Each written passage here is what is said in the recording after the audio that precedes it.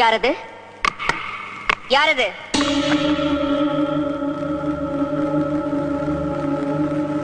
யாரது? நான் சங்கரன் தம்பி. துரோகி! கதவை தர! தர கதவை! கதவை தர! நீ யாரு? நானா? சண்டாளா! என்னையா யாருன்னு கேக்குற? நான் தாண்டா நாகவல்லி. எதுக்காக வந்தேன்? உன்னை கொல்றதுக்கு, உன்னை கொன்னு உன் ரத்தத்தை குடிக்கிறதுக்கு.